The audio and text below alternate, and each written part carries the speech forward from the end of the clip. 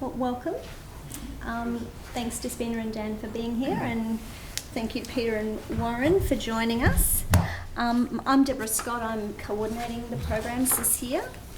In case it's not obvious, this event's being recorded and it'll be up on YouTube next week, so you can watch it again then, and hopefully your colleagues who haven't been able to join us will be able to see it as well. Tonight I'm going to speak just for a short while about what to expect during the course of the program, and just some ideas, tips and things like that, and then Warren and Peter will talk to you about the question that we distributed late last week. So the take-home assignment will be released on the 24th of May. Now that's going to be distributed via email to the email address that you've received the information about tonight at, and also the information about your acceptance into the program.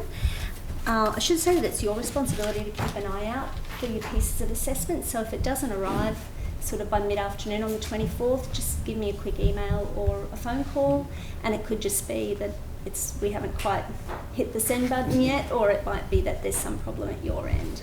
But either way, I don't want people to be disappointed that they haven't got something, if there's something we could be doing about it. Will be a list of instructions, probably a page and a bit, about doing your take-home assignment. I'd urge you to read those really carefully. It seems like, I don't know, kind of rude advice almost, but I think it's really important. Read the instructions. It's not like a piece of self-put-together furniture. You can't just wing it. We need you to do it the way that we ask, to facilitate you getting the best possible grade you can, and to facilitate the markers marking it. We're asking that it be submitted by registered post or by hand, and postmarked or here by 4 o'clock on the day that it's due. And we're looking for one hard copy and one soft copy, but no email submissions. So really what I'm asking for is a hard copy and a memory stick. I have to say that items that are submitted late won't be marked unless they're covered or preceded by a special consideration application, and you can read all about that in the handbook. If you find yourself in that situation, please get in touch. I think the more that we all communicate with each other, the less likely we are to run into trouble. So if you get into any situation like that, please let me know, and I can make sure that you're given the best possible information I can give you. Now our exam weekend is the last weekend in July, and for you people, for the property group, that's the 29th and the 30th. All your oral assessments will be on Sunday the 30th of July. If you've got a time preference, can you please let me know? There's only 5 of you, so you'll be meeting, not these two, but a subset of the committee will be here. No, not better, different, just different. And having an interview with them, so to the extent I can fit in with your time requirements, I'm happy to do that on that day. If you happen to be out of town, I'm happy to give you a later appointment rather than an earlier one. I'm not going to expect someone to come from miles away for 8 o'clock. That's Saturday and Sunday. Now your written exam will be on Saturday the 29th in the morning, the start time to be confirmed. It'll be an open book exam. It's likely to be 3 or 3.5 hours, I think. There'll be no smart devices allowed in the room, so no smartphones, no watches, smartwatches, whatever gadgets it is that you've got. It's an open book exam, but no access to the internet. And access to the internet, so anyone found accessing the internet will be asked to leave the room, and their work won't be marked. Can I ask that you bring everything charged? We'll endeavour to have PowerPoints and power sources available, but I can't promise that I'll have enough for everybody, so if you're able to bring things, if you're able to be self-sufficient at least to some extent, that would be a big help. Now I'll be providing more details closer to the time. Please refer to the assessment criteria document for the basic outline of what to expect though, and then we'll do the nuts and bolts as we get a little closer. In the handbook, the special consideration rules are set out. Just be aware of those before you need them. I think that's a good thing. You've sort of planned for the worst and hope for the best. Just be aware of those rules in case you do happen to find you want them. I spoke to one of the academics who works here about exams, because a lot of people, once you've been in practice a little while, probably haven't sat an exam for a good long while. A long time. Anyhow, we don't need to bore ourselves with numbers, but it's probably been like a little while. It is an open book exam, so it's good to prepare your notes as you go, but my experience of this is that the exams are a lot to do in the time you've got, so don't think that you can learn what you're doing as you go along. So you need to be familiar with your notes, have them set out in a way that works for you, but not be so reliant on them that you end up getting tied up that way. In terms of preparation, testing your knowledge, using old exam kits like the ones that are for sale here is just really useful. Talking to someone about your answer. I know there's only a couple of people in this group, I think, who were interested in the study group, but the study group can be a good way to work to prepare. And the one that I thought was really good is deal with the hard stuff. Don't get to something and think, oh, I'm not sure I really understand that, so I'll put that away for a rainy day to do, because it's going to get rainy quite fast. You'll have your take-home assignment to do and other things to prepare, plus your businesses to run and your practices to look after. So if you find something difficult, tackle it rather than thinking you'll get around to it at some future time. And of course the exam chestnut, divide up your time appropriately, make a plan and stick to it. If you find your plan goes a bit wonky, rebuild it and carry on, don't panic.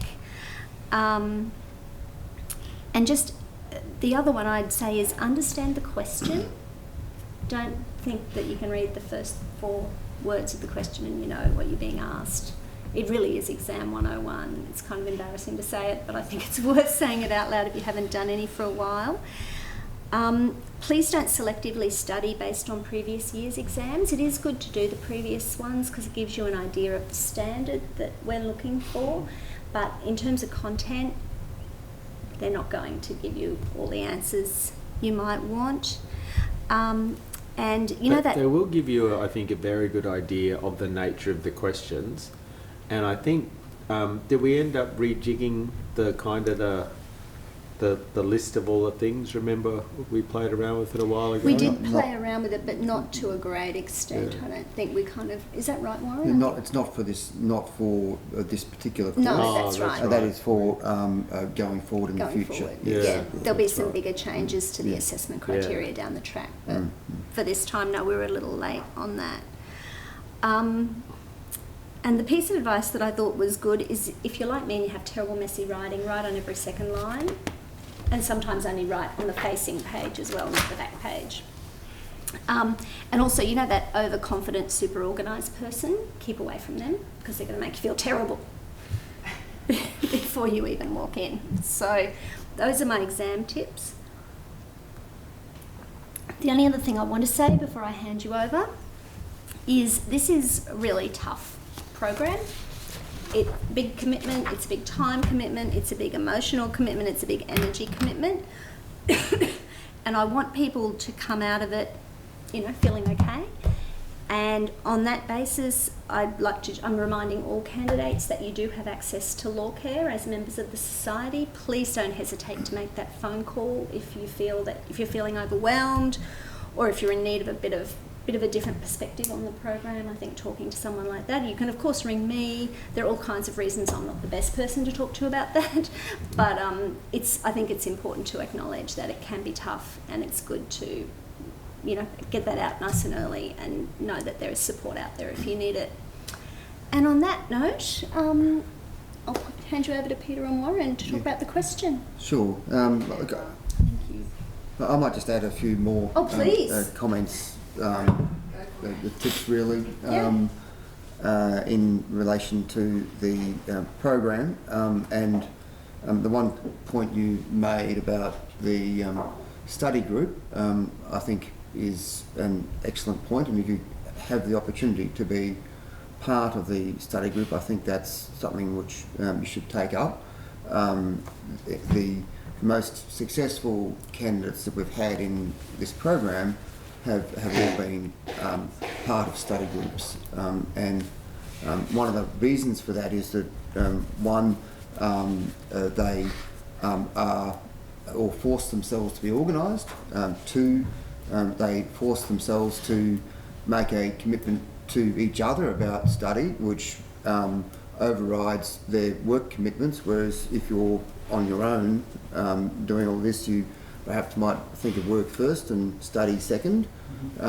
And thirdly, it is possible to split up the study to the point where different group members can summarise or review different pieces of legislation and provide you with the second cut of what's going on in different areas, so that you've got some idea rather than having to do it all from scratch. So that's three really important reasons. The other thing that it does encourage people to do is to summarise information, which then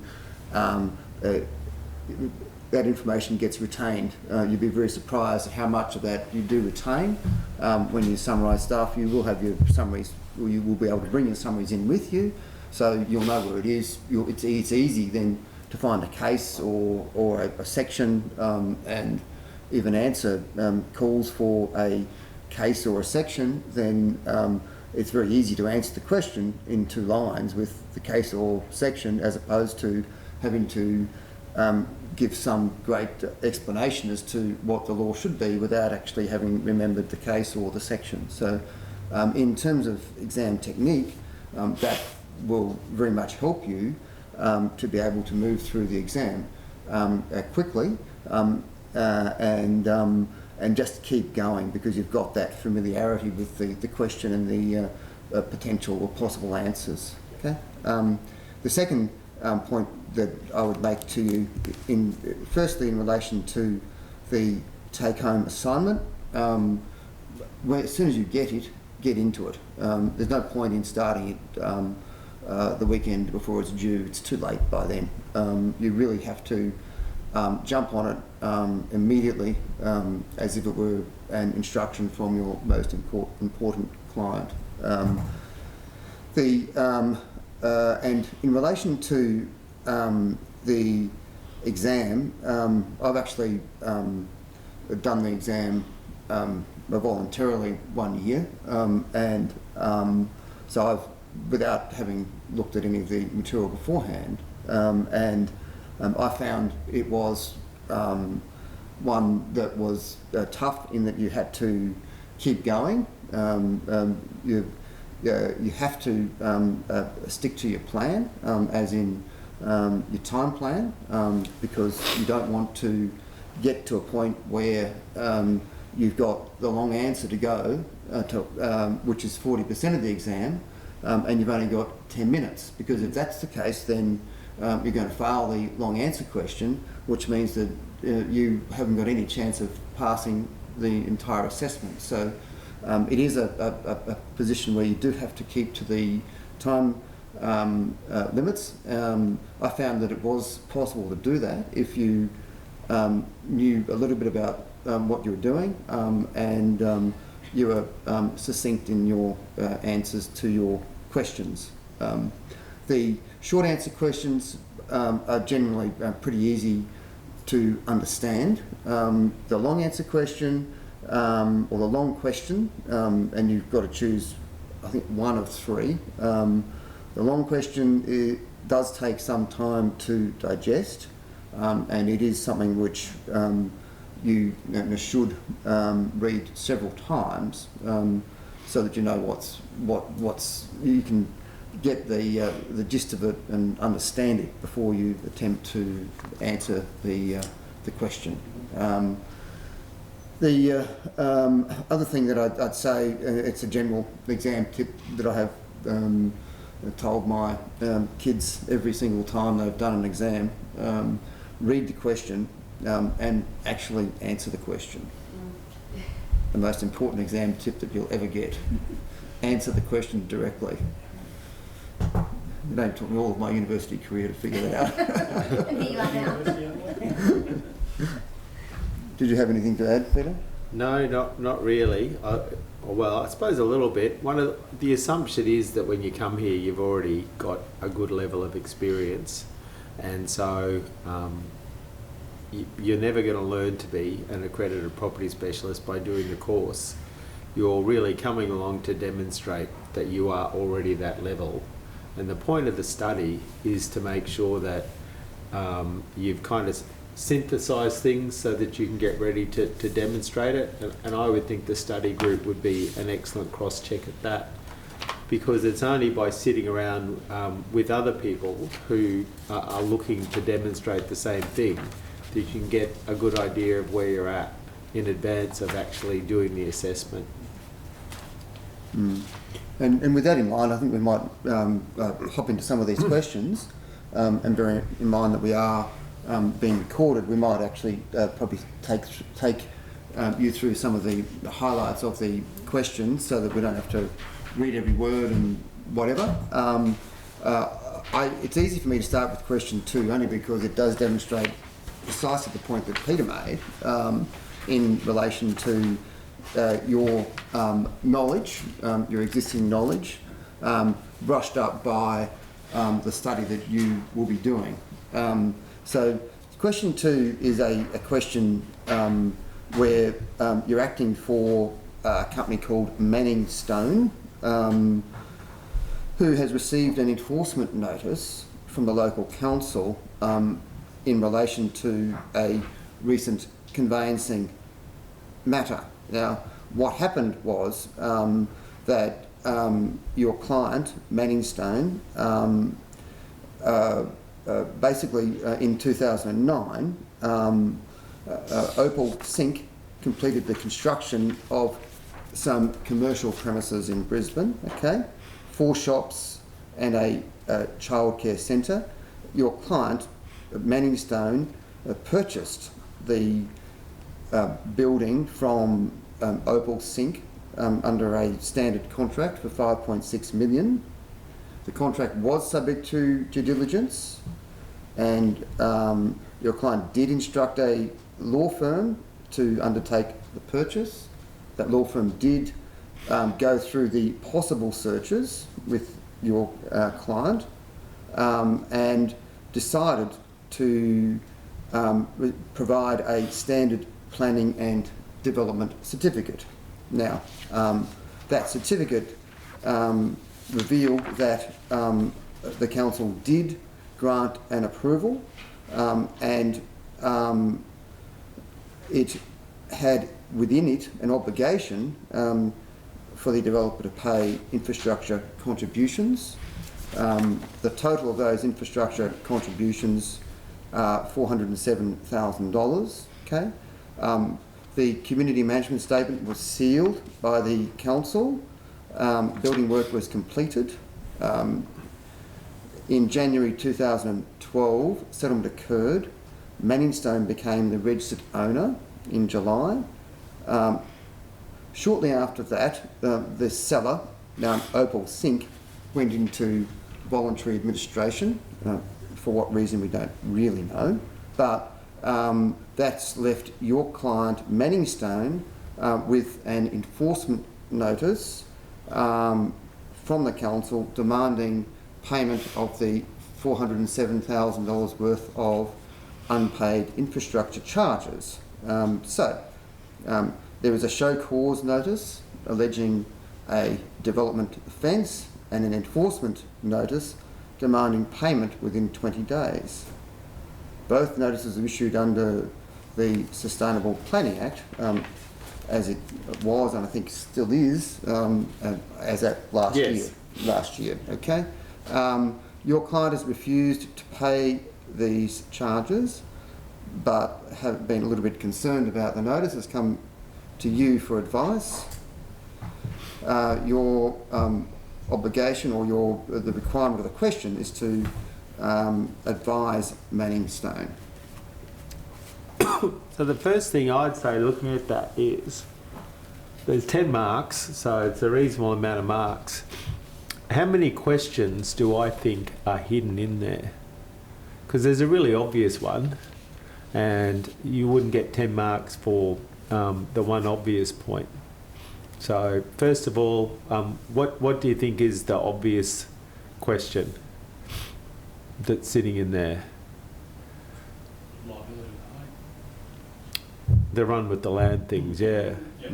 And why do you think I can see some other things in there that I think are worth throwing into the discussion to show that show the examiner that I'm picking out the various issues?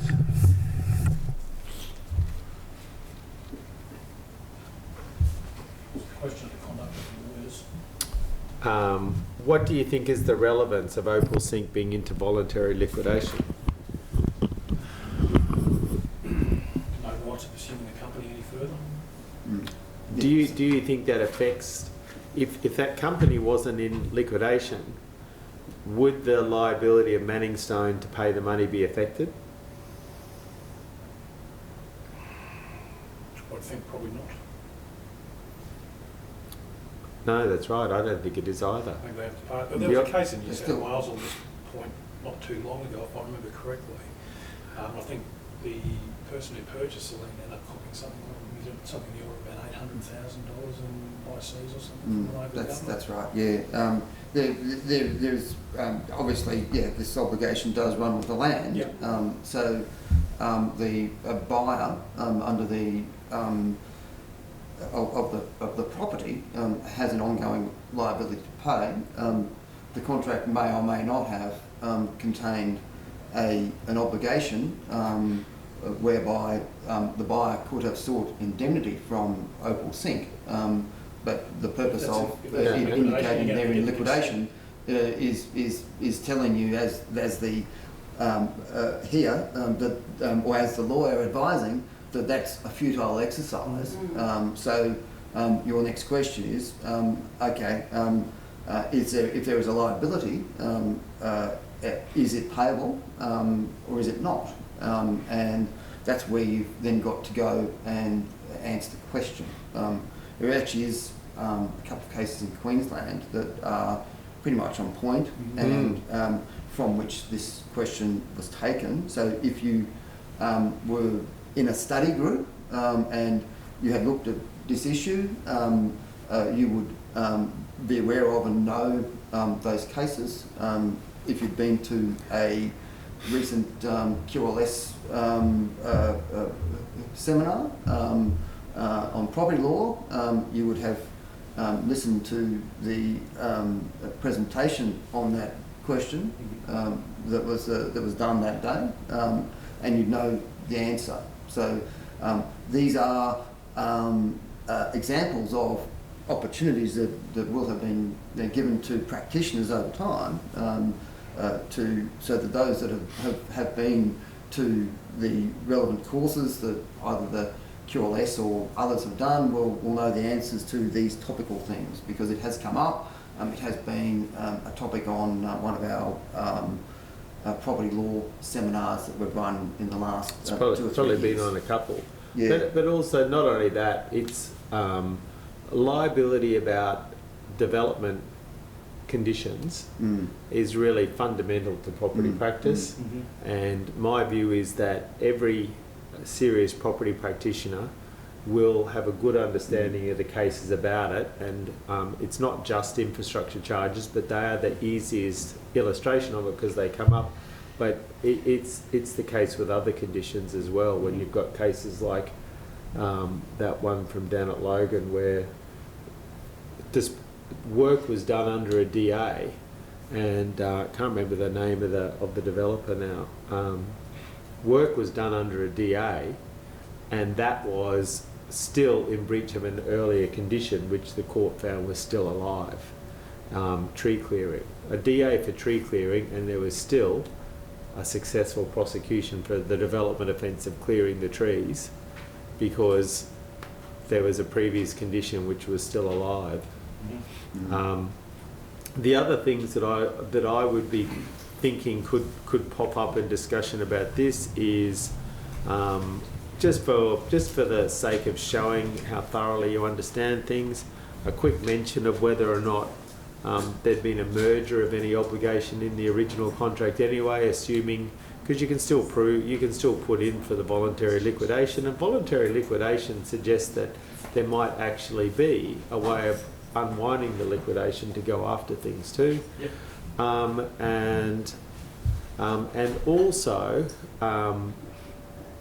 I'd be mentioning whether or not the fact that the council that had sealed the community management statement had any relationship whatsoever to whether or not there was any estoppel about those conditions running with the land. And you can mention the cases that are relevant there because they in fact decided that the council had no responsibility, or there was no estoppel, and that the owner remained liable. The other thing that you'd also mention there is if you look at the searches that were conducted, the searches conducted were a standard development certificate, which does not identify outstanding infrastructure charges. As a consequence, this problem has arisen, whereas if the lawyer had done a full town planning certificate, the outstanding infrastructure charges would have been identified, and you might be able to ask your client as to what actually happened, the circumstances, the advice that was given. Was he aware that that was the case, that he may run the risk of that? And in your own practices, where someone puts the pressure on you to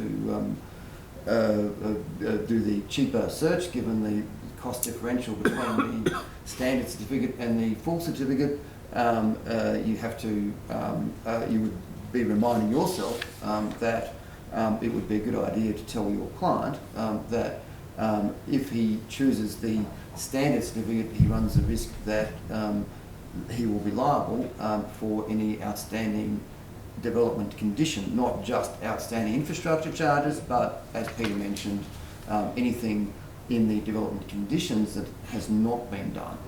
And there are often, in my experience anyway, things like car parking that's not never properly done in accordance with, so it's amazing how much comes up. The council can go back and look at all those things and require any new purchaser to undertake those things. But certainly with the infrastructure charge, that's a big one.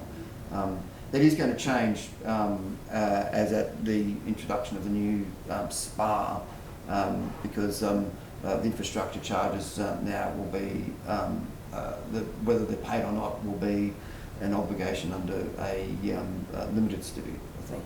So that will change, but at present it has not changed. But you still need the full certificate, except in the rarest of cases, because you can sometimes do your own due diligence of a planning set of planning conditions and work it out, but it's a big risk to take.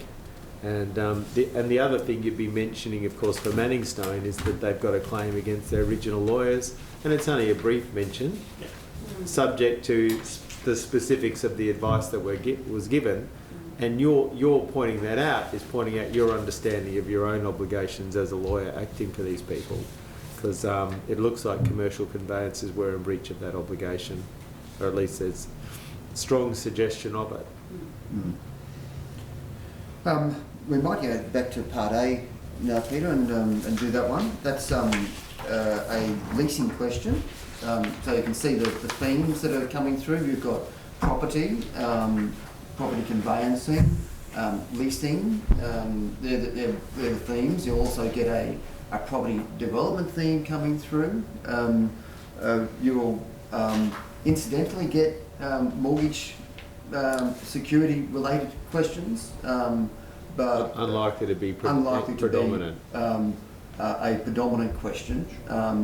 We have in the past, on occasions, put a special securities question as one of the choices in the long answer to the exam.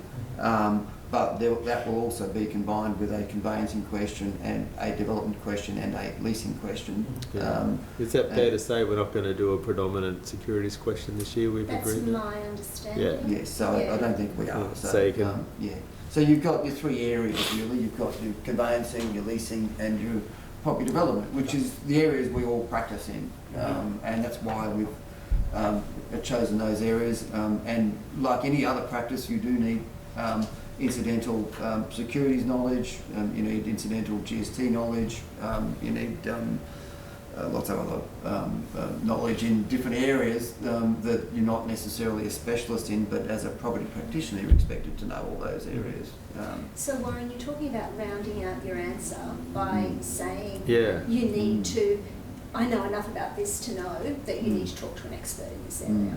Yeah. Is You that, could- that's Well, kind of you the should way- at least, yeah, I mean, I'm sure that the insurers would like us to say that your expectation is issue identification, but you're not going to hold yourself out into as having expertise in an area recognised as being the subject of specialist knowledge.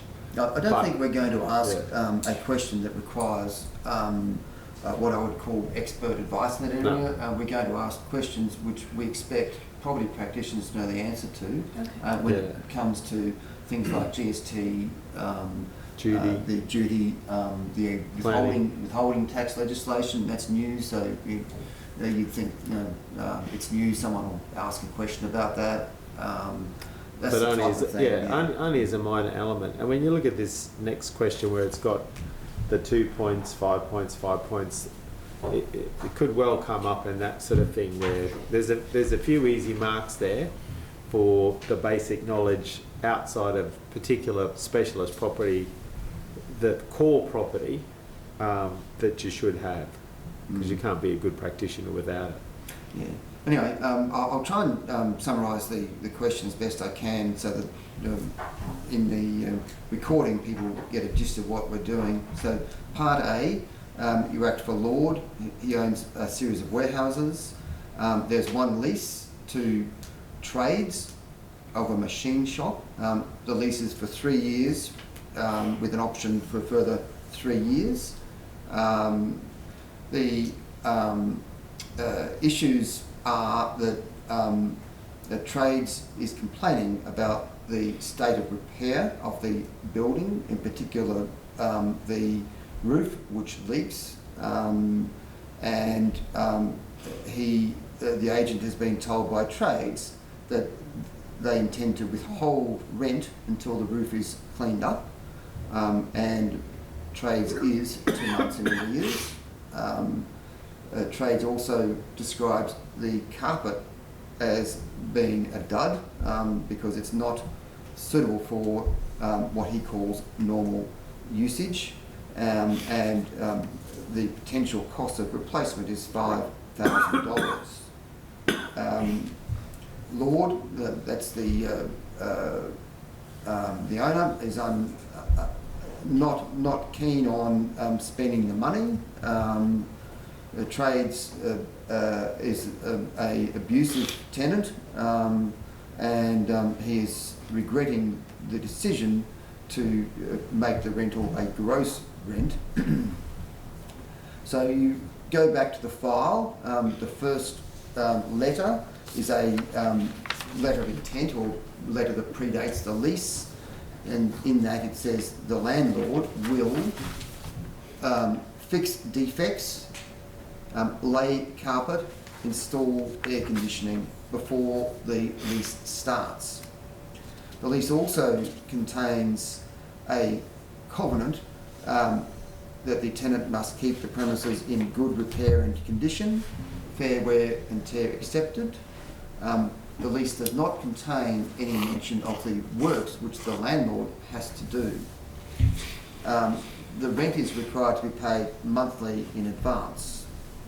So the questions and again marks indicate the level of answers or the degree of detail you need to provide in the answers. The first question is, can Lord legally demand the rent despite the state of the roof? one thing that's worth mentioning now, because this question's a good illustration of it, the questions often will actually not give you all the information you would get if you were on the matter.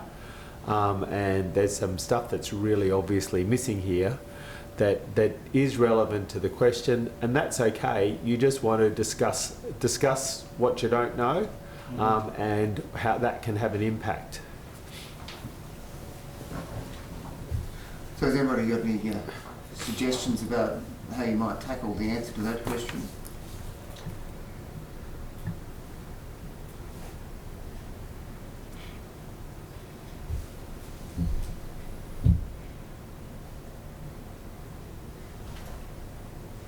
So question 1, what do you think about that one? Well, I think question 1, you've got to look at, as you said initially, look at what you've got given, Mm. and then perhaps comment on what's missing, as you said. So what's there in black and white is the rent clause and how rent's paid. Yep. And that's an enforceable clause under the law. Yeah. Yeah. Simple. So that's a simple answer. Mhm. Lord can demand the rent. Even without that, Lord could demand the rent. The question is, you're entitled to make a demand. If another person has an entitlement to a set-off, that's a separate right. Yeah. It doesn't Unless stop it's you just making a taken demand. That's right.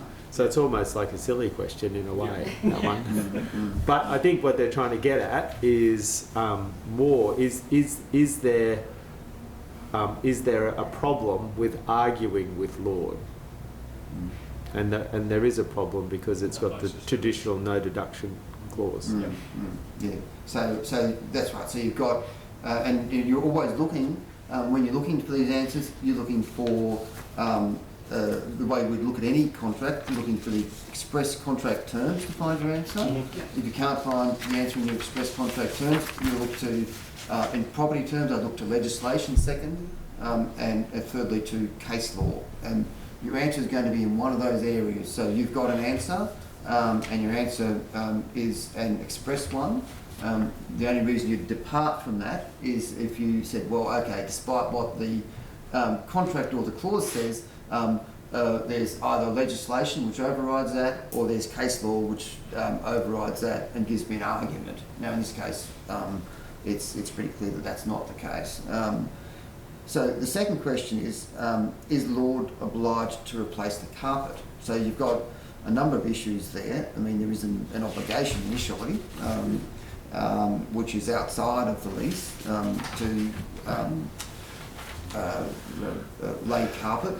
Whether he complied with that obligation, you then got issues as to whether or not the carpet was fit for its purpose, and you have to go through those issues and make some assessment. So you're looking to do an analysis of the facts in this question, set them out, and then apply those facts to reach some conclusions in relation to an answer based upon the information that you have here. Yeah.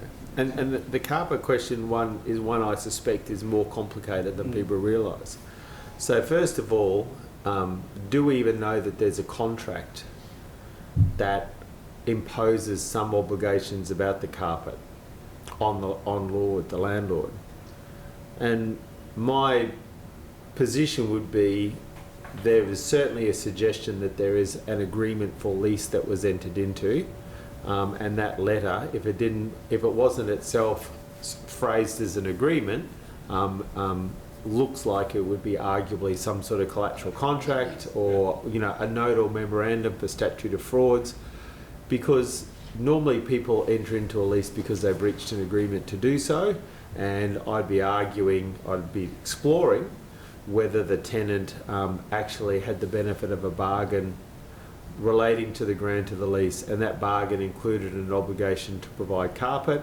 So now, once I've got an argument for that obligation, I've got an argument about the quality of the carpet, and then I've got another problem, which is my good old doctrine of merger, because the grant of a lease is also a conveyance, and maybe the doctrine of merger is a problem for me there, because the agreement to grant the lease, the covenants of that have merged into the conveyance. So, as I said, I reckon it's probably a more complicated question than people would whoever wrote it might not have even necessarily thought how complicated it could be. But I've hazard a guess that you'll find that if you when you did some research, you'll find some case law which has fairly similar facts, or you might find some information in one of the conveyancing reporters in relation to landlord's obligations or implied obligations as a landlord of premises, and I suspect you'll find somewhere there that The idea that's the kernel. yes, that's right. Yeah. There is some, in some case, there's an obligation to on the landlord to install carpet which is suitable for the particular use, the landlord having known what the use was. So there's probably a good argument to say that the landlord would need to replace the carpet. But what do you think about the roof rectification? Depends whose responsibility is under the term of lease. Yeah, well, I think they say that the tenant is to keep the premises in good repair and condition, fair wear and tear accepted. There perhaps is no obligation on the landlord, and that's probably how you'd write the answer to that question. We assume that in the absence of there being a specific reference to a landlord's repair obligation, the issue is what repair obligation does a landlord have, and you'd have to go to implied repair obligations, which generally run off the obligation that the landlord has to provide premises to the tenant and to provide the tenant with quiet enjoyment. So where I'd be going with that is to look to cases in relation to quiet enjoyment and identifying cases where a landlord has been held responsible to make repairs because he's failed to provide the tenant with quiet enjoyment, and that's where you find a lot of case law in the area. One of the things that strikes me about that question is I actually don't know what's the boundary of the premises, but I do know that that's often defined in leases, and it could be that the roof is not part of the premises. And if it wasn't part of the premises, if it's if the premises is defined such that the roof is not included, that would probably increase your quiet enjoyment argument. Because if you're leasing the whole of the land and there's a building and the landlord has no specific maintenance obligation, then the landlord has no duty about maintenance. But if the landlord owns the roof and the roof is leaking into your premises, then the landlord could be pinged under your quiet enjoyment. Or alternatively, it's on a CTS. Well, a CTS is a different thing again, because now it's not the landlord, it's the body corporate. So there's a lot of missing information and there's twists in there that has an impact. But it's not misinformation, because you might say, oh, the covenant here is the tenant is to keep the premises in good repair and condition. So you're saying, well, the tenant's obligation is to repair the roof. Well, as Peter's just pointed out to you, that's probably not the case, because the premises is probably the inside of the internal walls and doesn't include the roof. So and it's got fair wear and tear accepted, and also we know from the facts that the tenant's complaining that the leak is as bad as when they first toured the premises with the agent. Now, in that our pre-agreement also had a statement about the landlord will fix defects as inspected. So there's a so there's also a claim that the preliminary agreement was breached because the roof was leaking then and it's still leaking now, so the defect wasn't inspected. And the agent, the question 4, the agent has received word from trades that it is considering all its options, including fixing it, the leaks, and chopping it off the rent. That's the old set-off argument, and walking out. Advise Lord as to his position and suggest any action to be taken. When you're answering the question too, it's probably a good idea to make a statement of what you're seeing as being the contractual terms that are applying in this.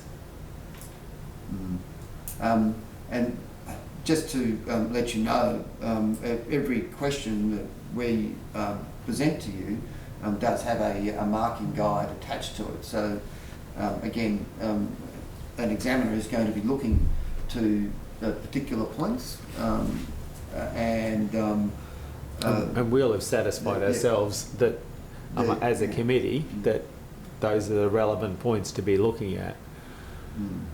And I'd just say, if it turns out that a candidate comes up with a brilliant and also correct answer, You'll get marks for it. You'll get marks for it, and that may... If you blow us away, yeah, absolutely. So it's not that the class of right answers is closed. No, that's in exactly speaking. right. It's yes. just that the committee looks Hopefully at it. we won't have missed one. Well, hopefully not. The world's a big place. It is. So yeah, it's not the case that if you come up with something amazing that is right, you won't get marks for it if it doesn't happen to be something that's occurred to the So if we get on to the question. next one, and now our marks are going up, so the complication must be a bit more. So Trades has communicated with the agent, that's the landlord's agent, that it's considering options, including fixing and deducting and walking out. So one of the things is that it's communicating potentially a threat to repudiate, isn't it? So that's one of the things that I would pick out of that there's potentially repudiatory behaviour.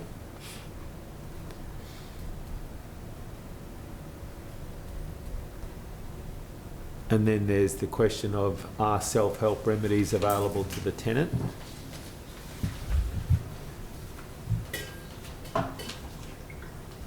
Now, I think that's really quite an interesting thing. First of all, we go back to our earlier point about, is the roof inside or outside the premises? So, normally, what do you think? Do you think self-help remedies are normally available to people for breaches of contract? Nope. Damages. And An adequate remedy rather than terminating the lease. So outside of specific areas of law like trespass, self-help remedies are normally found as a specific inclusion in a contract. Now, I actually don't know the answer to this. I don't, in the sense that I can't testify as to it. I don't remember ever seeing any case or discussion in a text where a tenant was allowed to go and use a self-help remedy outside of the premises. Within the premises, the tenant is in possession of the premises, and so is entitled to go and fix those. Can they then go and claim that money from the landlord as being damages for breach? Potentially, I think they can in there. So, but the limits of self-help remedies is something you'd be thinking about.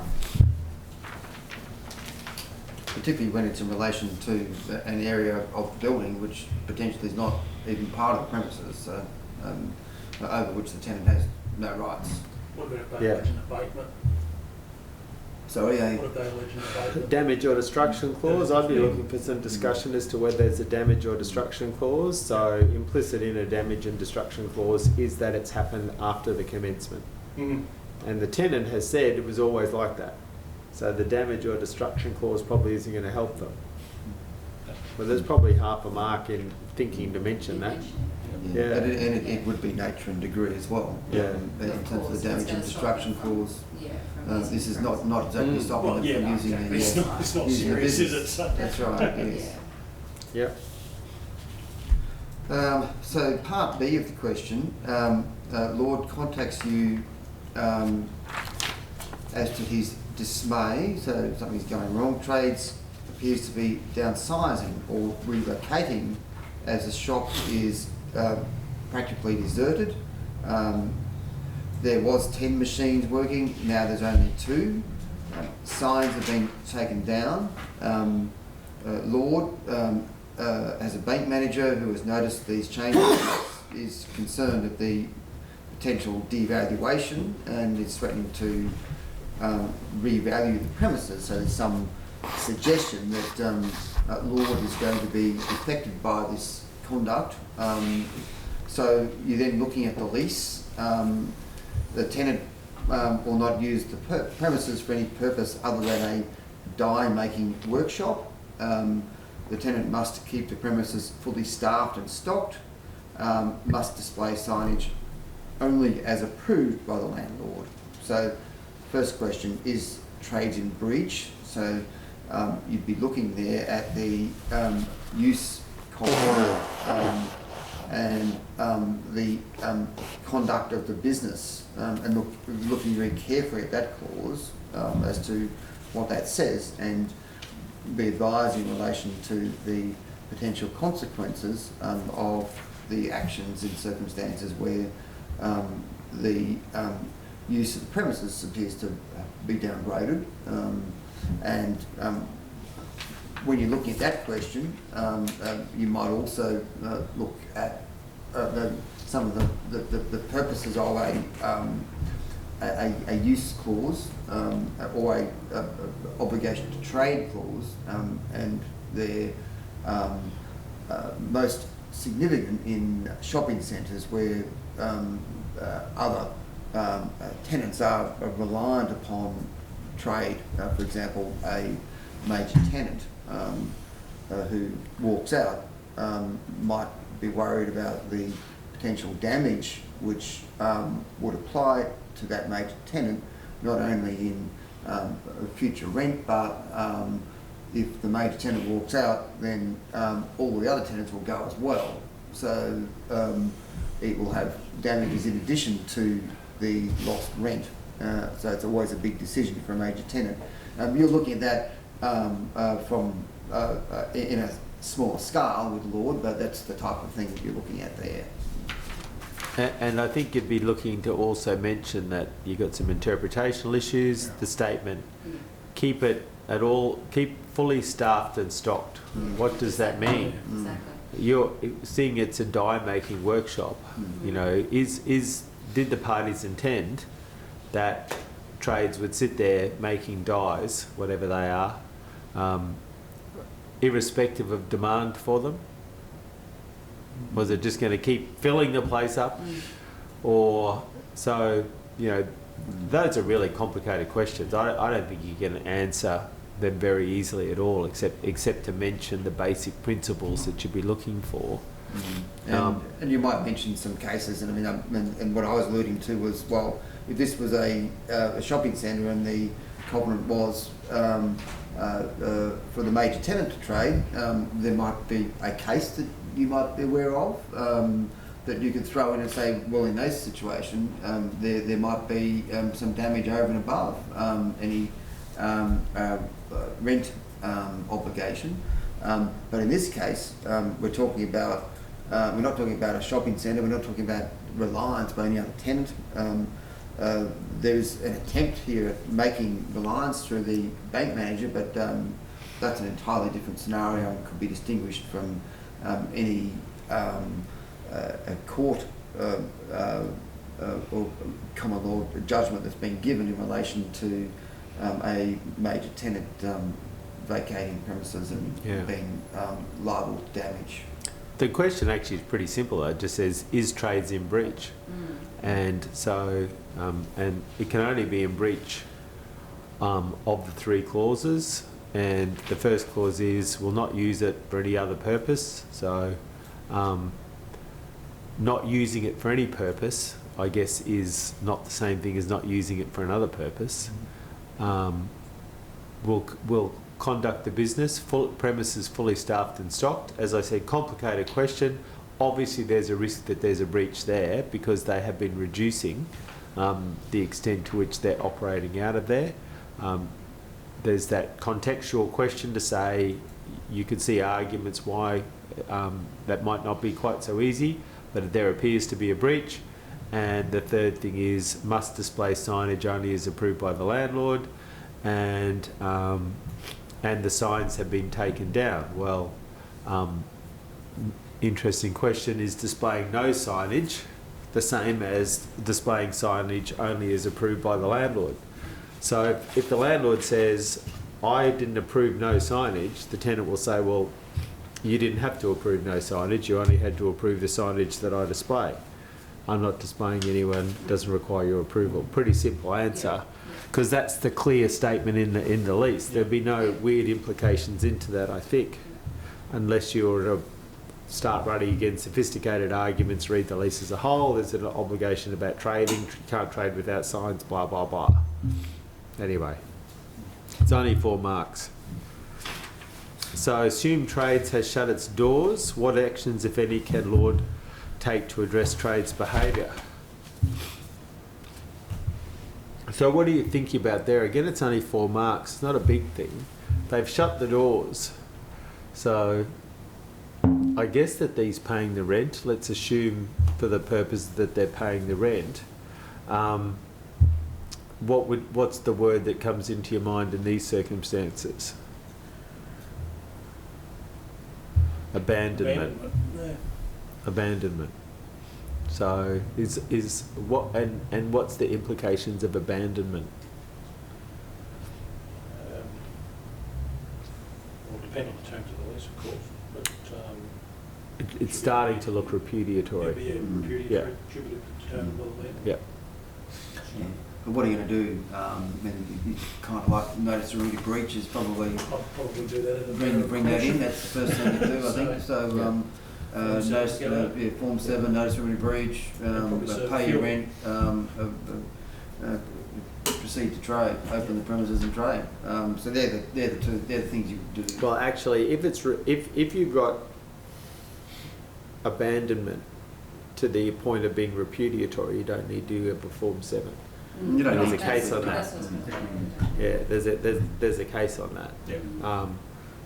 That's kind of like, the bonus marks. The obvious answer is, well, if he's shut his doors, he's clearly in breach of the obligation to trade, and he can be Form 7 for breach of the obligation that's in the lease, and subject to the reasonability discussion, the lease can be terminated. If you're going to knock it over, put them on as many grounds as possible.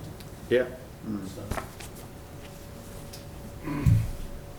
So the next part C is really about the option to renew. So somehow or other, trades has continued to be trade from the premises, but he gives a notice purporting to exercise the option. We desire to give you notice of our intention to go ahead with a new agreement, but want to meet with you to discuss the state of the building. Okay. So even reading that, you think, well, what do you think? There was a case somewhere about that a couple of years back. I So, don't think it's unequivocal as to their intention to go into a new lease. well, this is the argument you've got Yep. to. So and there's Qualifying the second- cases about that. Yeah, I think Yes. those words, up until the comma, aren't an unequivocal statement of intention to enter a new lease. The second part would not necessarily be fatal, because you can make those qualifying statements. I think there's been some cases that they've expressed an intention to enter a new lease subject to discussions about the condition of the building. And that's the aspect of it. discussion. That's the discussion you've got to Yeah. put into the answer. I don't think that's There's- going to have a bearing on it. I'm not sure if the first words are sufficient. to get that along. Probably you'd say they have exercised the option, subject to it being within the time stipulation. Mhm. You actually think that case says that they didn't. So There was, I think there's, I think there's been a case that, and you'd have to look at the express words of the letter in the case. It was a couple of years ago, and a notice to exercise an option that was not clear and concise. In other words, it contained weasel words, was considered not to be a proper exercise of the option. I think that's and where these are question's weaselly coming from. words. Yeah. We desire to give you notice, but want to meet with you to discuss the state of the building. Yeah. So are you interpreting that as saying, once we meet with you to discuss the state of the building, then we will, And the use of the at words- that point, we might be happy to give you a notice, or is it that they're just a bit of old fashioned and say, herewith, sort of blah, blah, blah. Yeah. And that's We're when you giving look you at notice, and we want to meet with you. And that's where you look at the wording of the option Yeah. clause, specifically in writing of its intention to renew. So therefore, we desire to give you notice. Is that Mm. intention to renew? Is that sufficient? Is that Yeah, and ultimately, fundamentally, it's a question of contractual intent. And as Warren said, there's been cases on it. The case that I sort of have a vague mental image of, it was pretty weaselly what the person said. They were not really exercising their option. I thought it was reasonably clear that they hadn't shown that contractual intent. This one I wouldn't feel so confident. So then what's the next issue that comes up? Before we go on to that, I just do another one. This sometimes happens, so like any good lawyer, it's always good practice to go and check the dates. So the clause itself says not less than 3 nor more than 6. So let's have a look at the term of the lease. So the term of the lease is 1 July 2010. So you're 13, aren't you? So 30 June. 30 June 2013, yeah. So it has to exercise by 30 March. Yeah. 30 March, so you're within the time. So it'd be good to maybe make that make that point. Make that point.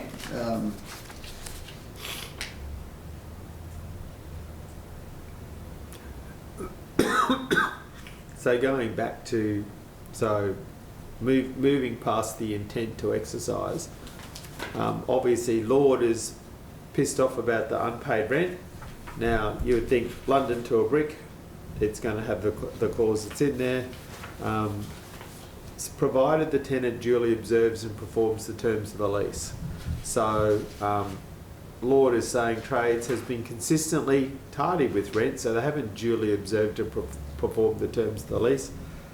Does that give Lord the entitlement now to refuse the exercise of the option? No, it doesn't. Why doesn't it?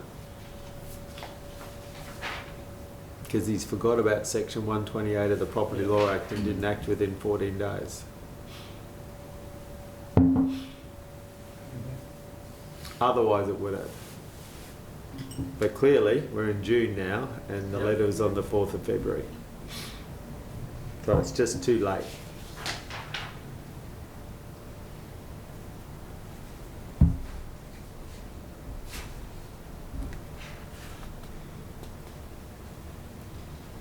So the next question is, okay, there's what difference would it make if Lord pulled out some invoices sent to the tenant claiming backdated electricity charges, correspondence, asserting that they're incorrect. Recently discovered the agent has not been billing Trades the electricity consumption. So there's some suggestion that Lord has not in fact been in breach, but that there has been some incompetence on the part of the landlord or the agent in relation to questions of whether or not the tenant is in default. So again, it's an extra 4 marks, but it's going through and analysing that fact situation and applying the law to that. And do you think there's anything in there that would disentitle the exercise of the option?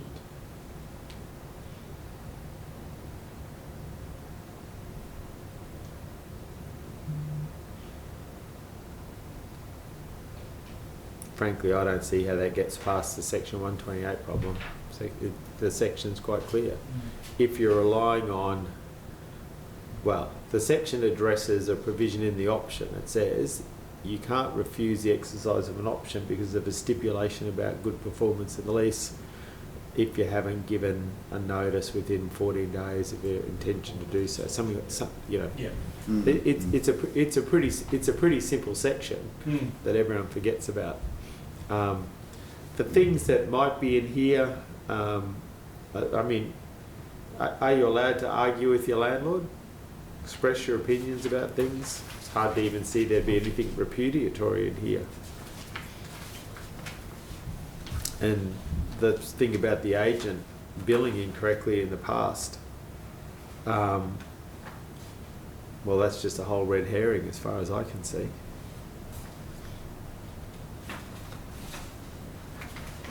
There must be some, if there is something in there, it must be some weird case I've never heard of.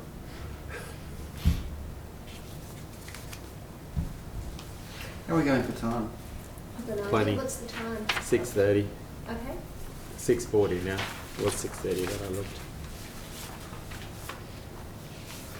Do you want to, or maybe now if we have a look at question 3 and then we can go back to question 2. Yeah, okay. Mm-hmm. Sounds good. So, because it's the development question, and leasing, commercial transactions and development are obviously the 3 big areas that things will be in there. And development is the one with the least case law too, so it's kind of good like that.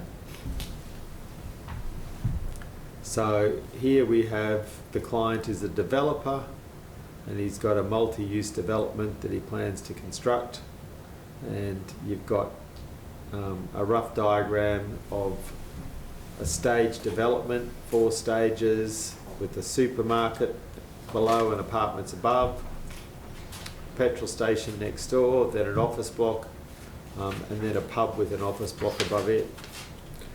And there's a river behind it, and it mentions that there'll be a jetty that they'll have. So Cedric says, not surprisingly, he's been talking with the surveyors. He wants to give himself maximum flexibility about how the development is to proceed. And so the first question is about easements. Surveyor has pointed out that they don't really know what's going to happen when they develop it. They know they're going to have to bring services in, and apparently a sketch is provided which shows that there's easements going everywhere. Cedric finds this frustrating as the easement plans look like a mad woman's knitting. Should be mad person's really, it's like misogynist, isn't it? And he will need to get consents from the purchasers of each stage to surrender and re-grant the easements if things have to move around with. Is there a better way, is the question. Well, the obvious better way is just put that stuff in the street, but anyway, I guess we can assume that there's a reason that that's not going to happen like that. So the first thing is we know that we're going to build the development in stages. We know we're going to be running services that are going to be shared by the various stages, and it's a big ugly mishmash if it's done by easements, and problematic in the future. So is there another way that you could achieve the same outcome, and what do you think that would be? Wouldn't it be a CTS, so you just put the services into the common property and change it as you progress it through? So if you do that, won't you need a service location diagram anyway? Yeah, you can update that each time you put in a new CMS. And is there another way you might do it? Ask yourself whether or not you'd want to do a CMS for that. Because what do you have to be able to do to be able to put in a new CMS each time to update your service location diagram? No, you have to have Schedule B explaining the future development and illustrating with concept plans, and you also then need your future development to be consistent with all statements in Schedule B about the subdivision of the land. So you can give yourself flexibility on the easements, but introduce rigidity into the way you carry out your development. And I would call that the tail wagging the dog as a potential risk. So yes, it is true, and you should mention that. That is one of the things that you could do, but it's potentially not the only one. There may be another way of doing it. And what do you think that would be? I can actually think of two ways that are different. And there's some facts we don't know. So the first fact we don't know is whether this ends up like one big building or not. If it's going to be one big building, is there another instrument we could use? Yeah. Yep. And as long as we got a DA for the whole project, when we register our BMS, technically, we can put it over the future lots. Interestingly, I don't know that the registrar even asked you if you've got that development approval, because I don't know the registrar even knows whether the land has got a building on it or not when you register a building management statement.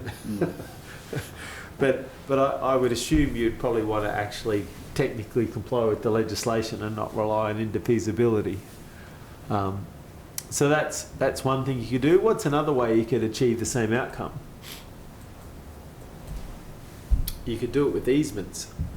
Is there any reason at all that easements are showing, 3 metres from the boundary aligned? There is a reason, and it's just for convenience. But it doesn't have to be. You can have an easement over the whole of the lot, can't you? That then lets you come back and play around with your connections. And as a practical matter, you're not going to be uprooting whole buildings to redo your service connections. You're just going to be playing around at the edges anyway. So if I really wanted an easy way to do it, I might just do it by sticking easements over the whole of the land. That lets me come back. I just need to know that when I register my first easement, I've got 2 lots, each to be benefited and burdened, and then I can carve it up. Because I know that my first lot's been serviced, and I'm just worrying about the future stuff as I go. But I want to make sure in my easement that the expansion of the demand was something I'd provided for, because that's a relevant question as to whether I keep using the easement.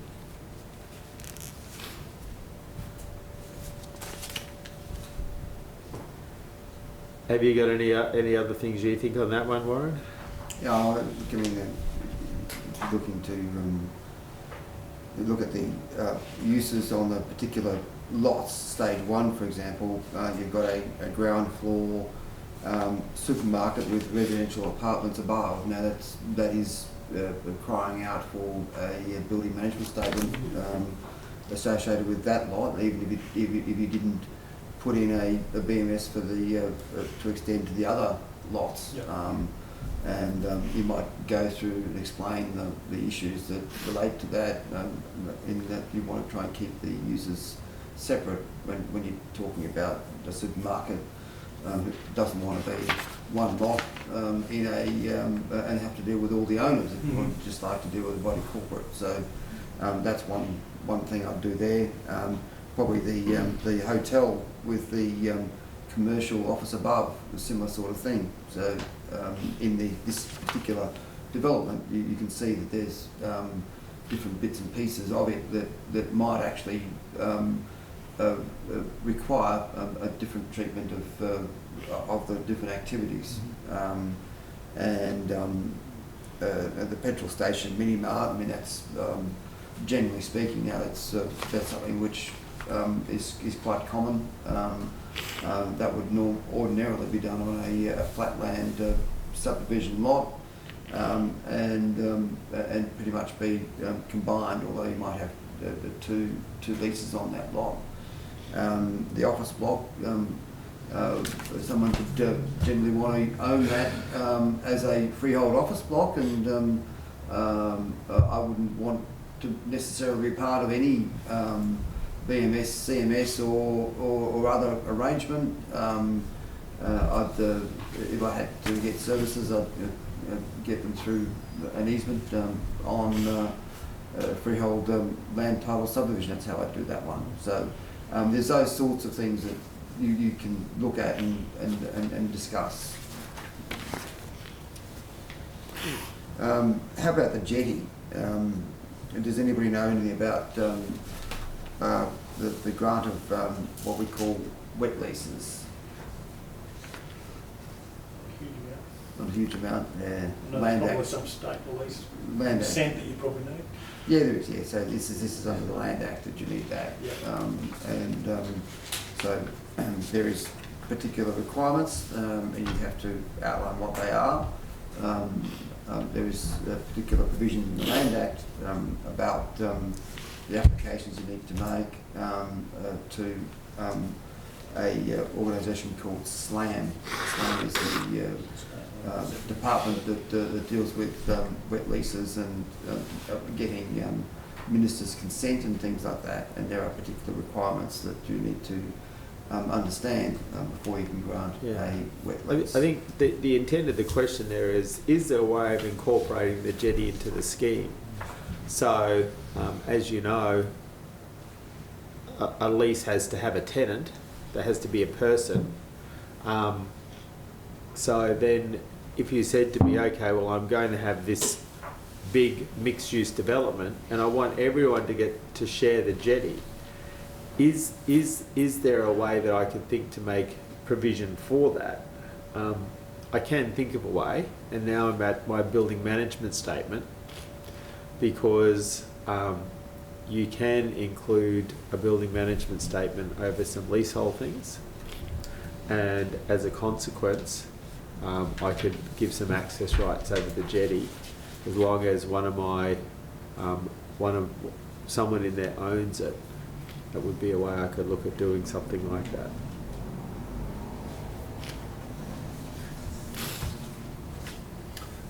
So question 4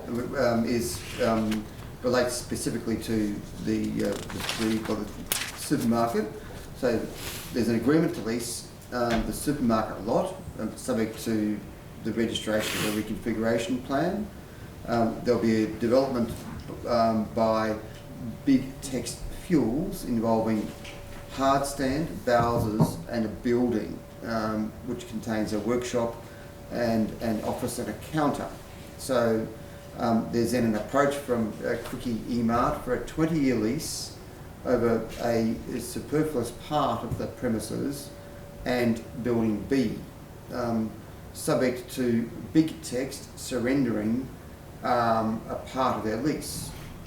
Now, we're told by the surveyor that the Quick E-Mart lease should be over the building only, with the exclusive use of the hard stand. So you need to explain the rationale behind that. And this question is really directed to what it is that you can and can't lease, and the whole issue of a 20-year lease and the restriction in the planning legislation about which prevents a lease of part of land for a period in excess of 10 years without it becoming a subdivision. So what do you do to seek to avoid or get around the provisions of that Act? That's what that question's about. I think the Act provides that if it's just the building, it doesn't actually form part of it. That's correct. A lease of a building is not a lease of land. That's correct. So if you have a lease of a building, and your lease says that you have an exclusive license for, let's say, a defined yard outside of your building, that's a pretty common thing to do. So 20-year lease like that okay? I'd have to look at it, go back and look in terms of what the impact of the licence Let- area would have. But Well, let's forget about. So we know basically that a lease of land for 20 years is a development offence as an unapproved subdivision. So what's the legal question that first of all I've got to resolve to know whether or not I've potentially got the development offence? The question is there a lease of land?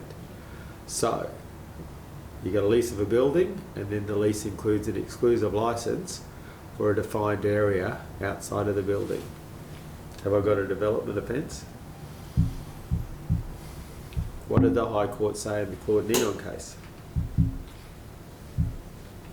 about understanding whether or not something is a lease or a license. Is it a grant of exclusive possession?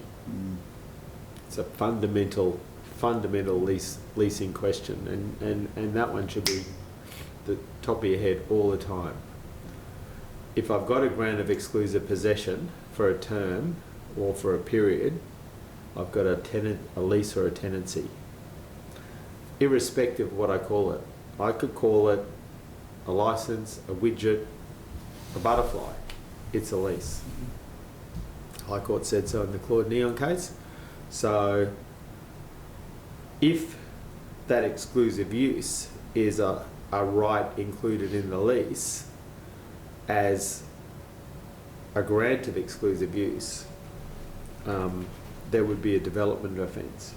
But I've got another way of reading that too. It could be that this is a different situation, which is that there is a strata lot, that's the building, and some common property outside and a grant of exclusive use attached to the lot.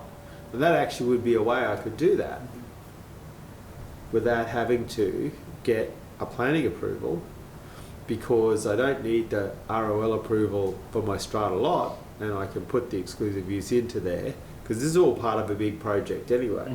Now, there might be commercial reasons why I don't want the strata lot, but if the strata lot's an okay idea in the scheme of things, then that could actually be valid.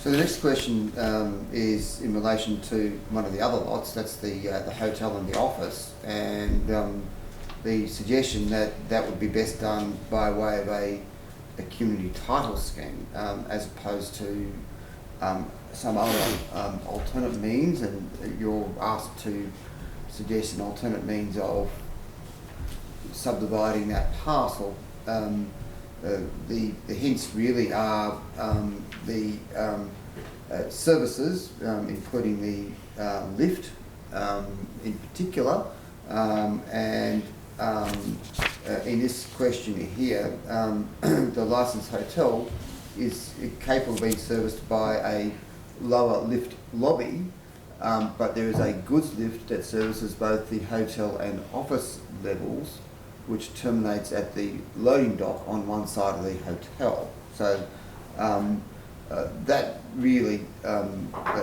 is a situation where you might suggest that a volumetric title would be an ideal way of the subdivision of that property.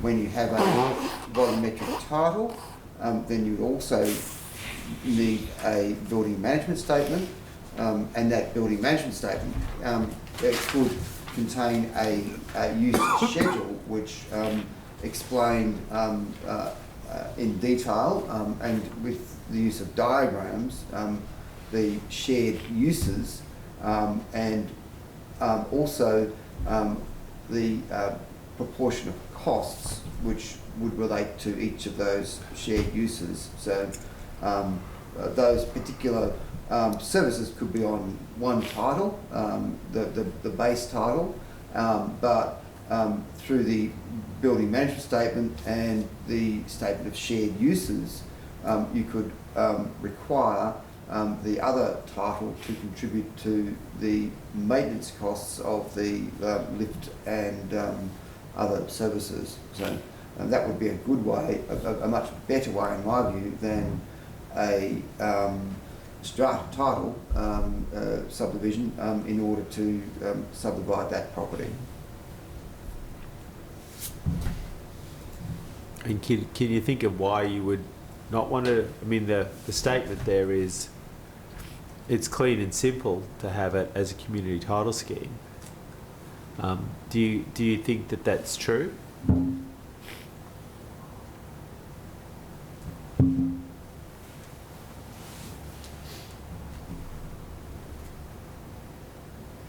I think at one level it is unarguably true, that a community scheme for a static, already built building is a pretty easy thing to set up and register, in that you just need one plan and one document, and the documents could be pretty simple. But as a practical matter, as an experienced property practitioner, do you think that would be a clean and simple way to set up that building?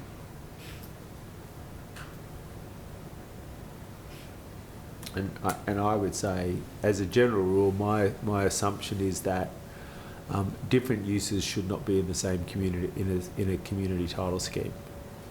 That's one of my cardinal assumptions in everything I do. And you've heard that from both of us.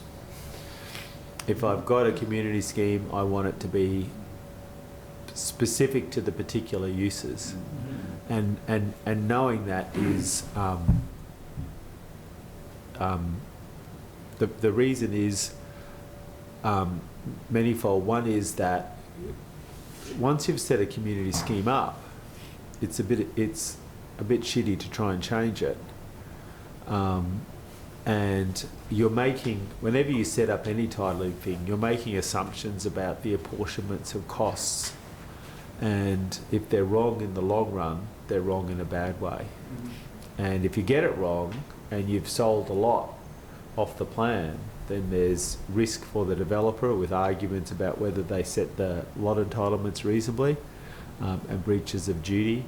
The other thing is that community schemes have a low barrier to entry dispute resolution process, which makes it easy for neighbours that hate each other to be pests, and very hard to avoid the consequences of it. So those are the reasons I don't like mixed-use community schemes. And this is a pretty simple thing for a BMS anyway. I don't really like BMSs that much either, but they have their uses. There's any mention in question 6 about whether this scheme could be done using high-density development easements under the Land Act. So that question is a 3-mark question, but it's testing your knowledge as to whether you are aware of the high-density development easements, and no doubt you'd go to the criteria and circumstances in which they can be used, and reach some conclusions as to whether those and that's an easy were, 3 marks, because you'll have a copy of the Land Title Act with you for sure. Yeah, that's right. So you just need to know where they are, and you need to know what they are, so that you're not necessarily shocked by the use of the terminology. So it's about getting a broad knowledge of everything, as opposed to a very specific knowledge of 1 or 2 bits and pieces. Get a broad knowledge of everything, so if you've got a general understanding, try and be a little bit familiar with some of the key pieces of legislation. For example, the pieces of legislation that Peter can quote off the top of his head, or some of the key cases. The principles of those cases, you can just relate the names to the principles. That would be a big advantage to you, because you can just mention the case, and then you've got the answer to your question there and there. So that's a big help when you're answering questions. So it's handy. You don't need to know the cases in detail, but you do need to know the principles. That's the most important thing. Okay. There are some cases which I reckon that everyone should know. Yeah, well, there probably are. Yeah, in terms of they're really fundamental stuff. Yeah, I mean, Masters and Cameron would be a classic example of that. Mead and Jones is a case that you'll read all the way through your career again and again. So there's those sorts of things, that are pretty important. There are others that Legione, Waltons and Marr, less specific. So yeah, but there, and Peter's mentioned a few of them for you. So there is another question there. I think we've probably got to 7 o'clock, and we've all had enough. Did you have any questions of us?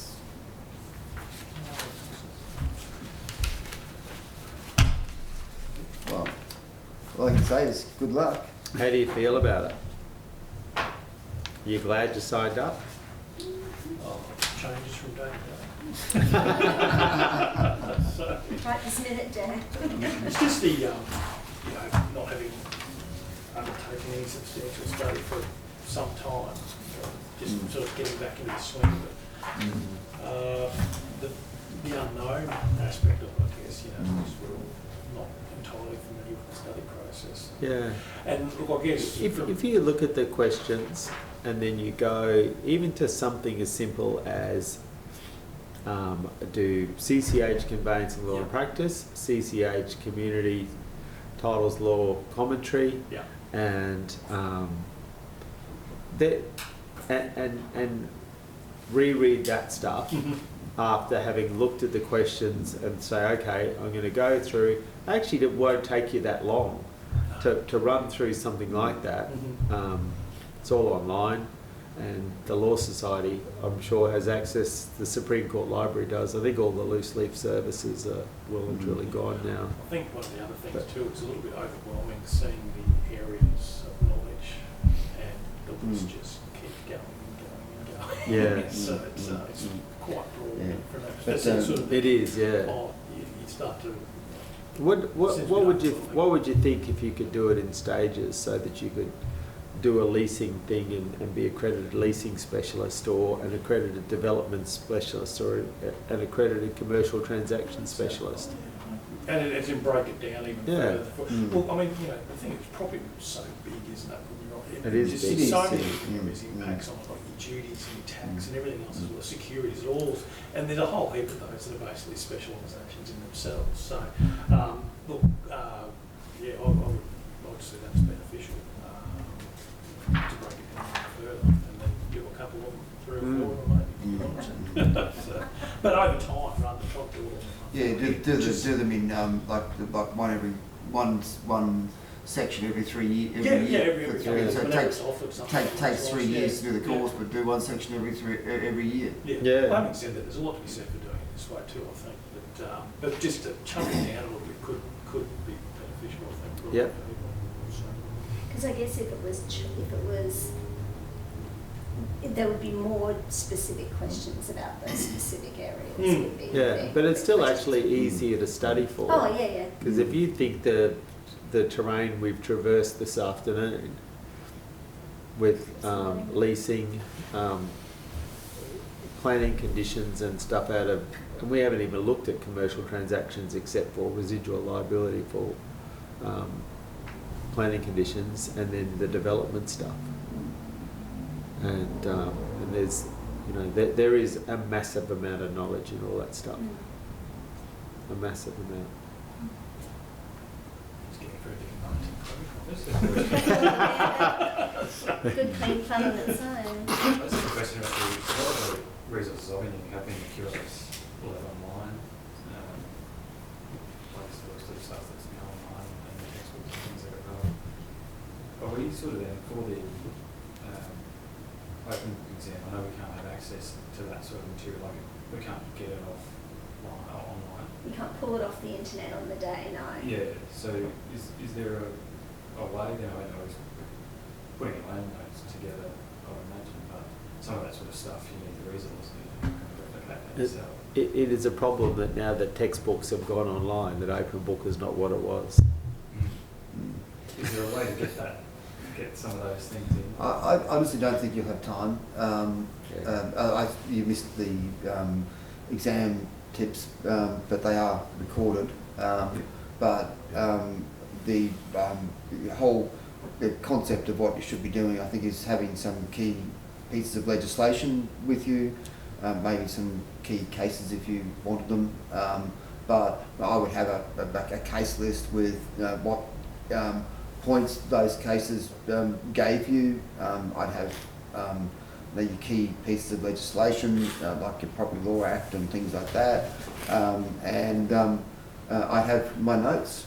And that's about the limit of what you're ever going to have I time think that'll to be look best for you, yeah. You won't have time to go and look at a textbook. You won't have time to look at a loose leaf, this, that, or the other. You just haven't got time. I was more thinking along the lines of legislation that's going to be annotated legislation. But so do we source our own legislation? Do we bring that in? You can bring Yeah. your legislation in. Yeah. You Mm. can. And I think when you look at the recording, you'll see that I said, and Warren reiterated it, the exam's really busy. It's going to be a busy couple of hours, and so you really need to have your notes in a way that makes sense to you. You won't have time to be trying to figure things out. I mean, there was that question about the Land Titles Act, which I guess if you've looked at it once, you know it's there and Yeah. you know where to go for You got it, the but- legislation. The legislation you can bring in. That's easy to look up. If leasing, leasing's going to be in there, and it's going to be spread through the short answers, and there'll be a big answer question.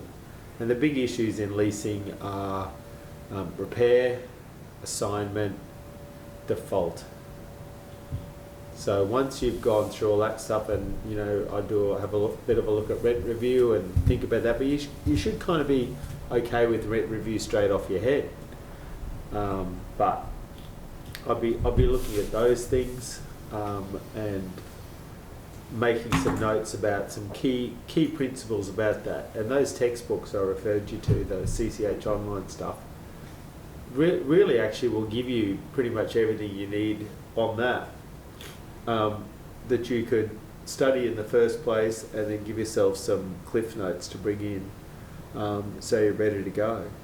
And then on commercial transactions, problems about searches, you kind of have to have a basic understanding of how commercial transactions are going to work, but I don't think you're going to get any super complicated questions about weird special conditions and things. It's going to be a bit more general.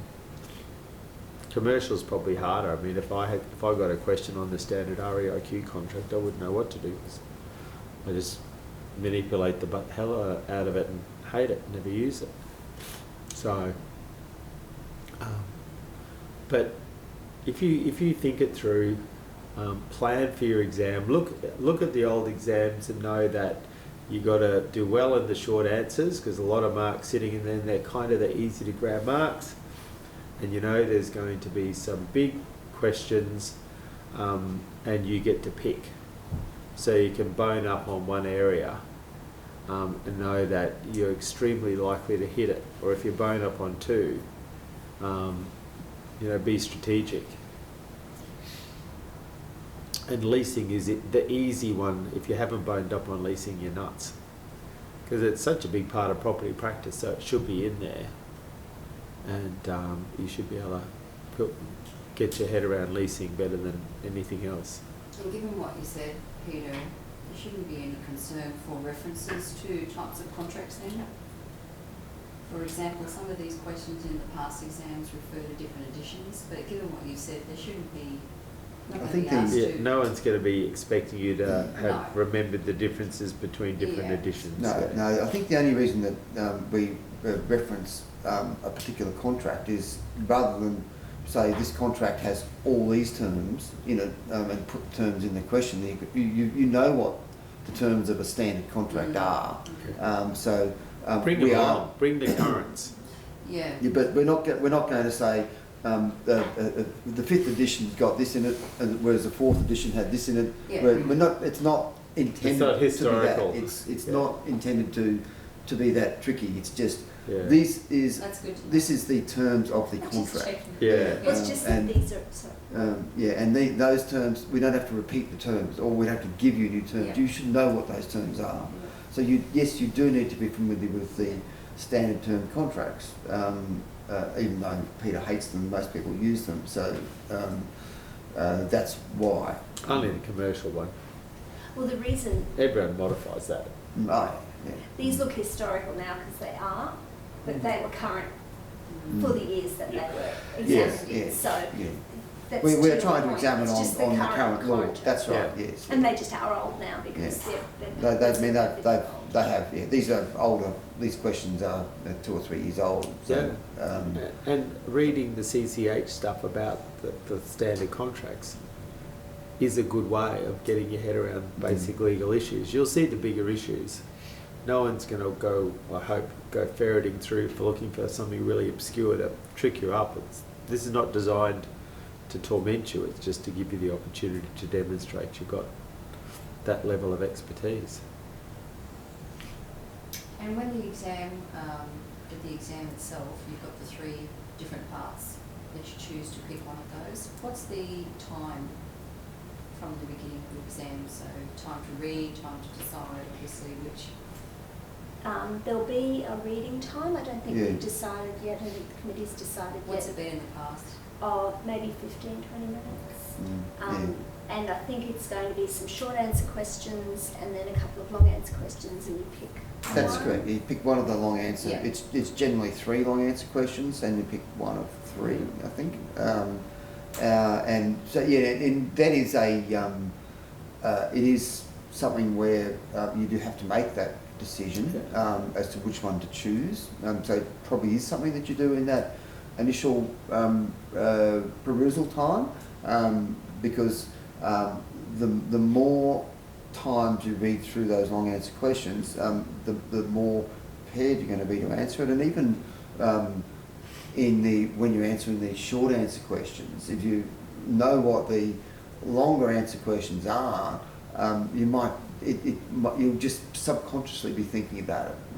That's actually when I did the exam. So I actually chose the long answer question that I was going to do first before I went into the short answer questions, just because I knew that there was a bit of reading in looking at the long answer questions and choosing the right questions. Well, that's how I would look at it. That's why I was asking Yeah. initially how much time. That's what I would do first. And you'll get notice about exactly what's going to happen on exam day and what the rules will be Okay. well in advance.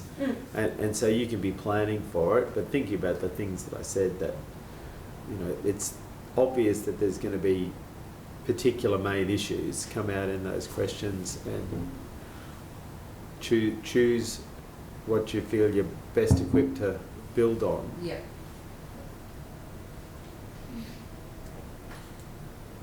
How are we doing? Any more questions?